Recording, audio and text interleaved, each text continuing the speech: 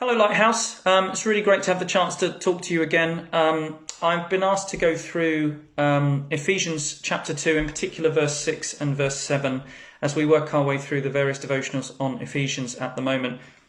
And so I want to start by reading the two verses, and this is from the NIV translation of the Bible.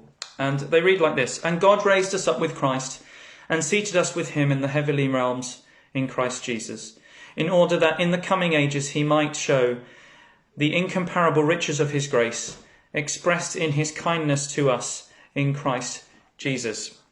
And in those two verses, there's an awful lot. I sometimes, Ephesians is this incredible book of the Bible. There is so much in there, and it's so great that these devotionals enable us to kind of stop for a bit and pick little different bits of that out. And these two verses, if I'm honest, are verses maybe that pass me by sometimes a little bit when you read some of the other powerful stuff, particularly in that chapter. And so what I thought I'd do is just sort of pray on each one a little bit and see, and kind of imagine what God is trying to say to us through those. And the first thing is, it says that God raised us up and seated us with Christ. And so this idea that he's raised us up, he's seated us. These are kind of almost like past tense in some ways, not that, or God will raise us up, or God will seat us. This will happen later on. It's that God has already done that.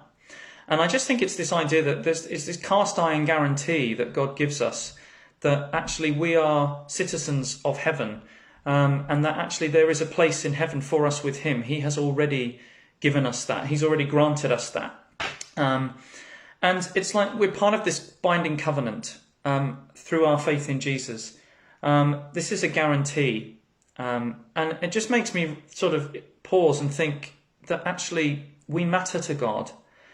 And that's something that I think perhaps we don't stop and think enough. You matter to God. You are valuable to God. So valuable that your place in eternity is already there. It's already present and waiting. You've already been raised.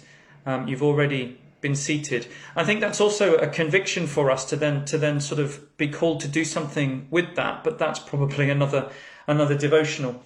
And this idea that we have access, where are we seated? In the heavenly realms, kind of like a promise of our future, that's where we belong. As I said, we're citizens of heaven. We're on this earth such a short period of time. Our long-term place of residence, if you like, is with God. And that kind of makes me think, we're seated with him. We're not seated outside the gates. We're not seated in a settlement somewhere around the kingdom of heaven. We are in the throne room with God. And so that's a really sort of powerful verse, I think. And then it goes on. And I think it's really interesting that Paul follows on with this. In the coming ages, he might show the incomparable riches of his grace expressed to us in Christ Jesus. And I think it's almost like to remind us, actually, yes, we have this position with God, but we have it because of God's grace. This incredible gift. And what struck me was the word incomparable. And so sometimes what I like to do is just look at different translations and see how they phrase things. And the Voice calls it the incredible riches of God's grace. The Passion translation, the infinite, limitless riches. The Good News Bible, the extraordinary greatness of God's grace. And probably my favourite is the Amplified one, which says the immeasurable and unsurpassed riches of God's grace. And it just strikes me that all of these translations are looking for superlatives to describe something which is impossible to describe, this incredible gift of God's grace. And I read somewhere once that actually we find it hard to understand grace.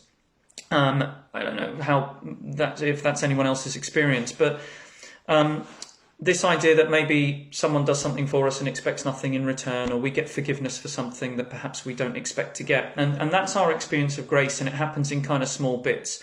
God's grace just completely blows that away. It's immeasurable, it's unsurpassed, it's extraordinary, it's incredible. And it's this idea that the grace of God is what gives us this seat in heaven. The grace of God gives us our salvation. We're transformed by that grace, and as a consequence we become a new creation, and then we can live the good works that God's planned for us to do.